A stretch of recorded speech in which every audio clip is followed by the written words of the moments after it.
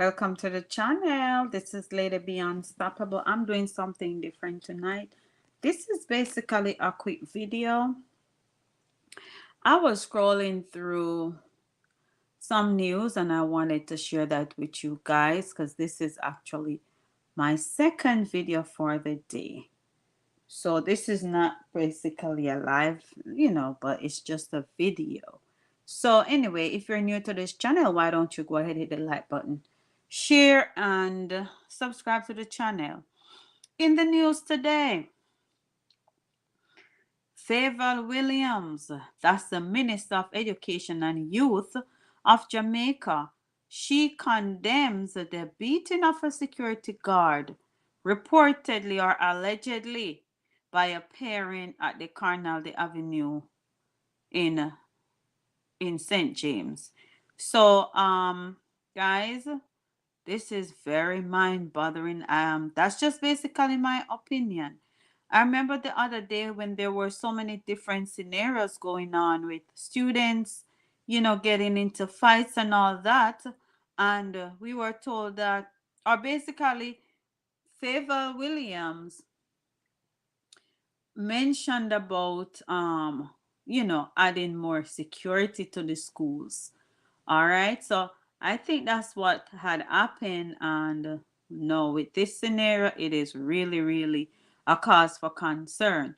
Now, what is happening is that there's a video incident that shows a tall, well built parent throwing multiple blows on a body or on the body of a guard with some physical bruising.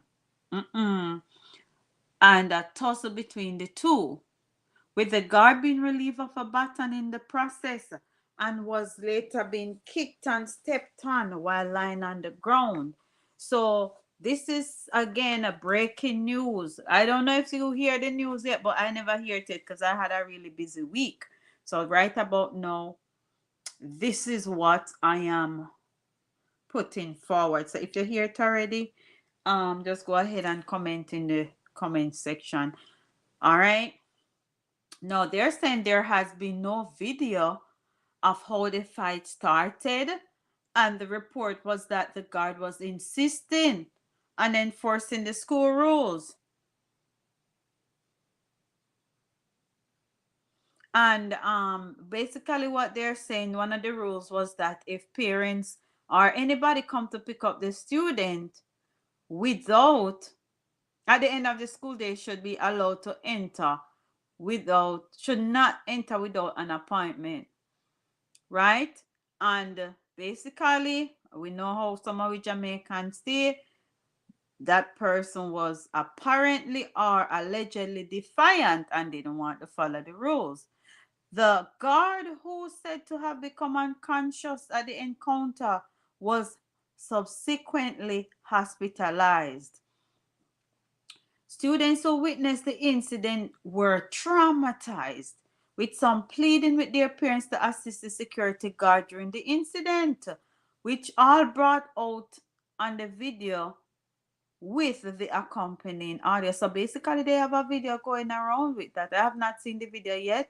I don't know if anybody have seen it. If you've seen it, just drop a comment. Say yes, me see it in the comment section. The shameful, and this is what Favor Williams said.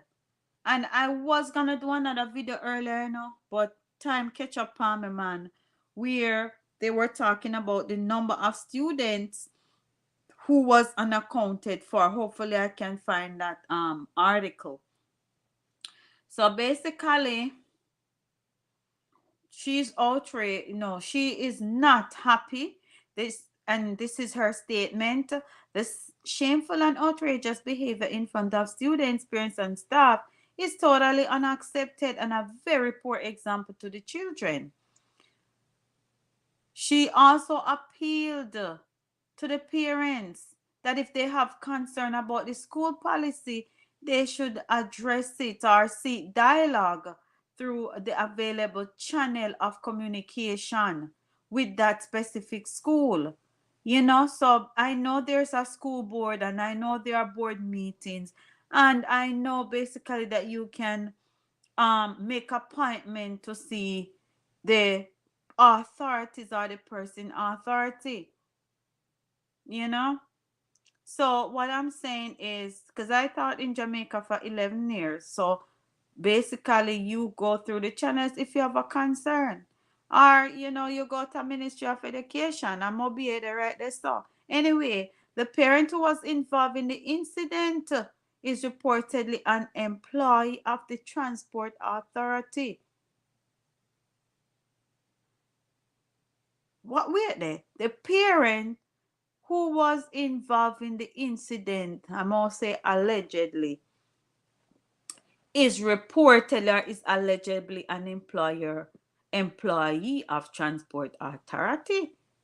So anyway, I will follow up on the story to see what the outcome. So basically, Transport Authority issue a statement indicating that they are probing the matter. So me no understand.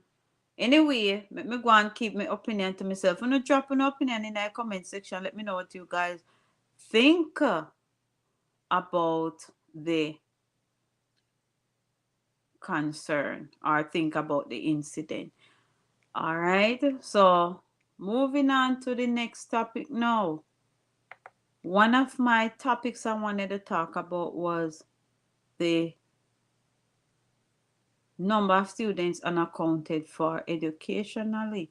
I found it right here. And this was 14 hours ago, so it's not just a stale news, it is still breaking news. No, this is saying that 87,000 students previously unaccounted for found. Okay, so that's a good thing, man. That's a good look. They were previously unaccounted for because of the whole shift in the transition from face to face to virtual, right? And now this is good news. They are accounted for now. They are found. And this is another one from the ministry or Minister of Education, Favor Williams. I carried a couple videos with her. So I can go and go check out it on my and some of my other playlists. I'm not sure what playlist they're on. I may not even know what to chat, guys. So just go and drop in the comments, and if you're watching this when it's no longer a live video, just go ahead and drop your comment in the comment section. Minister of Education and Youth Favor Williams revealed that more than 87,000 of the approximately 120,000 public school students said to have been unaccounted for when classes move online have been located. So then find them, and that is awesome. Using a weekly average of 32,554 unaccounted for students over the period of February 14 to April 1 shows that we've been able to re-engage approximately 87,446 of the 12,000 students we had indicated were not accounted for during the pandemic. Williams said on Tuesday as she made her contribution to the 22-23 sectoral debate in the House of Representatives. Williams said her ministry is determined to find the other missing students. So, uno go and do the math. 120,000 subtract 87,446, right? So the rest of those are still unaccounted for. You know, the rest are still unaccounted for. So hopefully they will find those persons, those students, and try to re-engage them. You know. So right now I am doing the math for you guys. 120,000 subtract 87,000 446. Now, on Sunday night, I watch Force, and there's this guy in it. Um, Tommy, everybody know Tommy. Tommy, Tommy brother. Cause Tommy have a brother, you know. So Tommy brother have a son, and Tommy brother never no really know about this son. But anyway, bottom line is that kid was so good with his brains, like him can just literally. And we say it's a movie, but sometimes some of them people they them smart in a real life. You know, he can do any calculation. I used to be like that back in the days. Anyway, back to the point.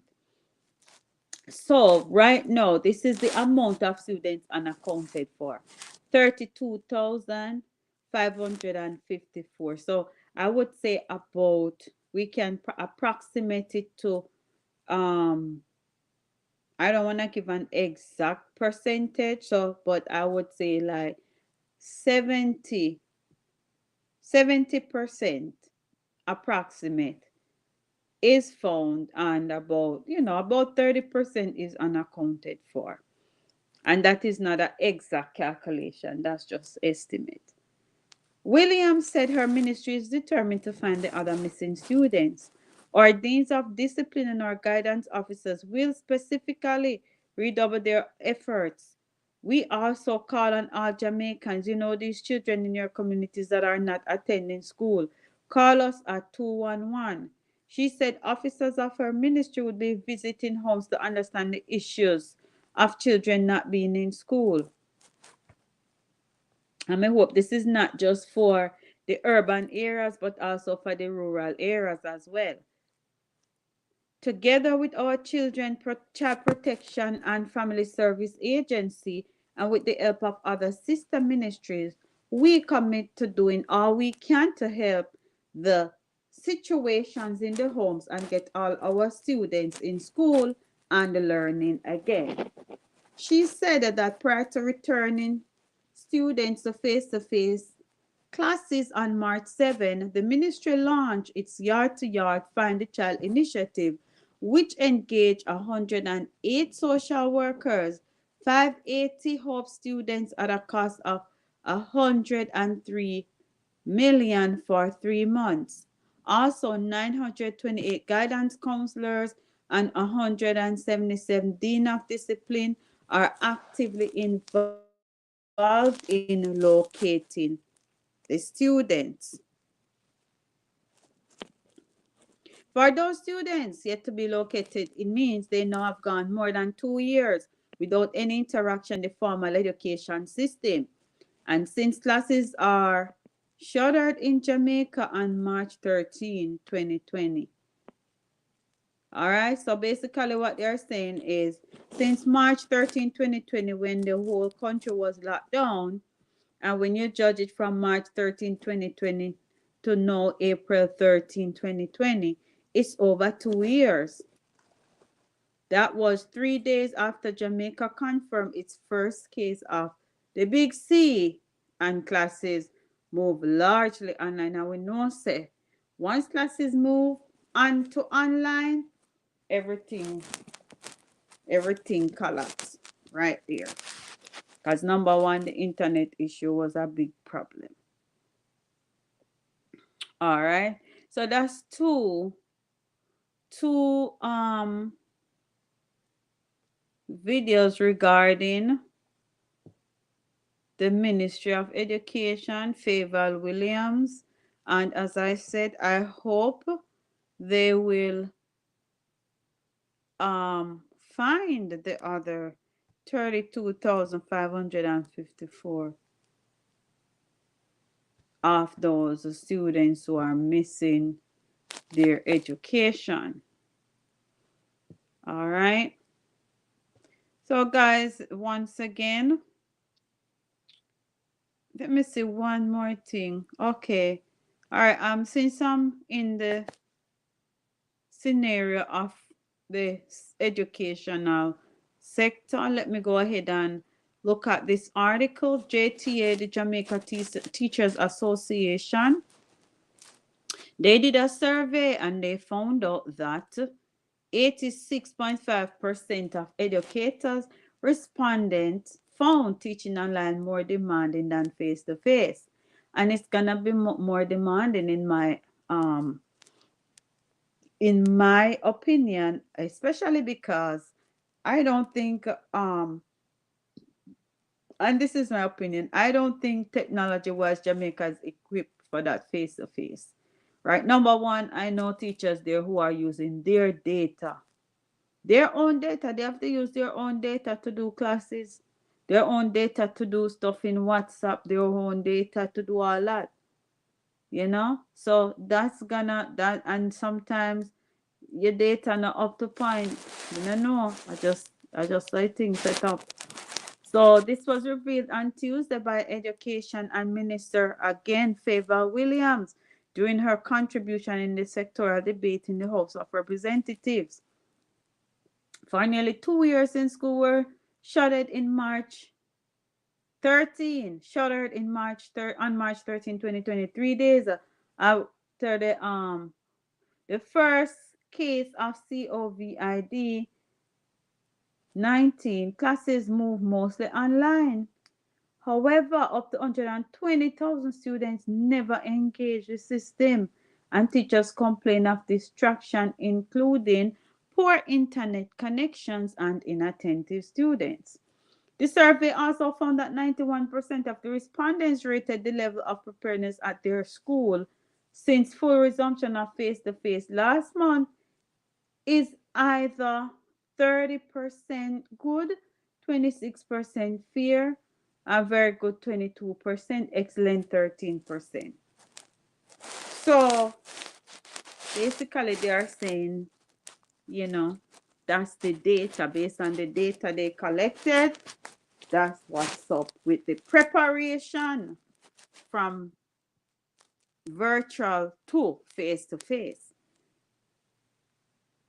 And Favor Williams continued to say there was hesitation about among schools with regard to face to face. With regards to face, um, some schools had called for more time to get ready, looking at the different factors. Um, and they said they made the transition face to face fully, and they believed that was the right move, which I agree to a certain, yeah, I agree, because honestly most of those kids who are doing virtual, most of them, as I said, 120,000 of them not touch online, were unaccounted for. Meanwhile, she said the first order of business since classes resume had been the recovery process. We know that. She further went on to say that while technology helped the majority of the students in the virtual classroom, many of the students were not engaged on any of those different platforms, right? And that probably they're talking about the learning management systems, or probably WhatsApp. Learning management system meaning Google Classroom or Canvas on, or any system that they use. And I think some persons use WhatsApp to send worksheets and stuff like that. Okay, so she further went on to say, we have therefore started the process of recovery. To address the matter of learning loss, she told the House of the Ministry of Education provided our students with a suite of diagnostic tests for 1 to 9 from from as early as September 2021.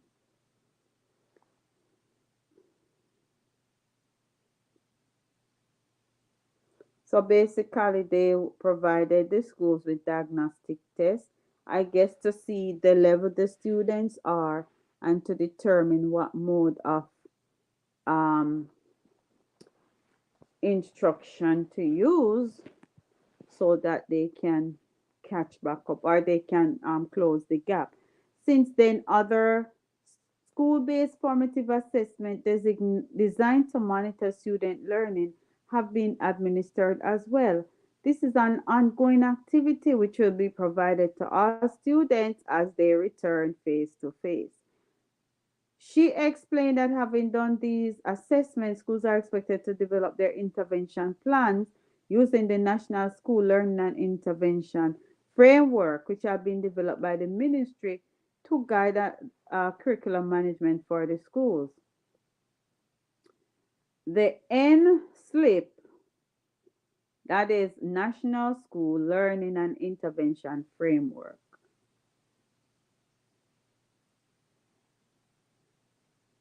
includes extra teaching time for students through summer school, extra lessons, homework programs, psychological, psychosocial engagement, parent engagement, strict monitoring of attendance, provision of digital learning resources, a robust accountable framework, and focus on customized learning based on assessment data. So basically, all of that means, in a nutshell, once they do the assessment, they will use the data collected from the assessment and they will derive an intervention plan to attack the necessary um, gaps that they see, whether it be um, extra lessons. These are what they're going to use: extra teaching time for students, homework programs, you know, just a process or a procedure in place to capture or to close the gap. Williams said the schools are being assisted by technical teams, including student support coaches, special education officers, curriculum officers. Then we can go down there go get one of them job there. National numeracy and literacy coaches, community relations officers to implement a plan, track progress, and address learning challenges. I wonder what instrument they're gonna use to do all these tests. Through these approaches, school leaders will be better able to make critical decisions about teaching and learning to get students back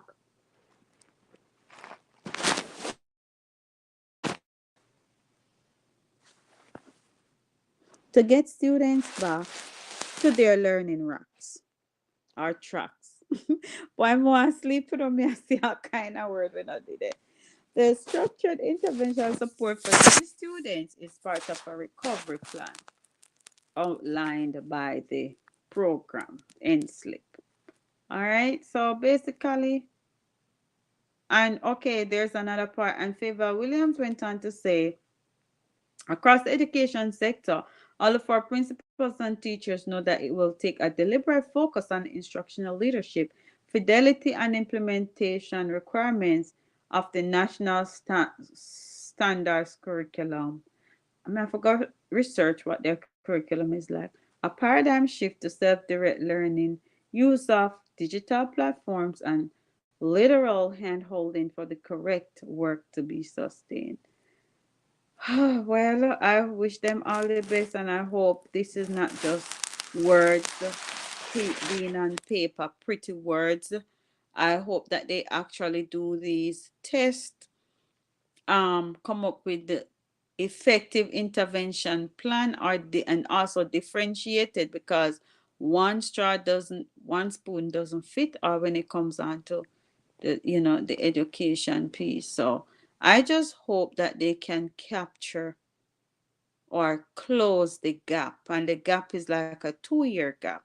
So a child who is now in sixth grade is literally at the fourth grade level or fourth grade thinking, developmental stage, because they missed 2 years of learning. So I just wish them all the best, and I hope they can definitely implement all these different assessments and come up with their effective plans to capture these students and to close that big old 2 year gap. Once again, this is Lady Be Unstoppable. If you're new to this channel, go ahead, hit the like button, share, and subscribe. Also, hit to the notification bell so that you will know whenever I go live or whenever I drop a video. So guys, bless upon yourself. And this is what you call it, Holy Thursday Eve. So we forward back tomorrow for another day and another, what they say, another day, another dollar. All right, so big up on yourself, enough love and enough respect. Thanks for those who are supporting the channel. Enough yeah, as me say, enough love and enough respect. All right. So basically what I did, I kind of joined my own live, and I'm gonna go ahead on and leave.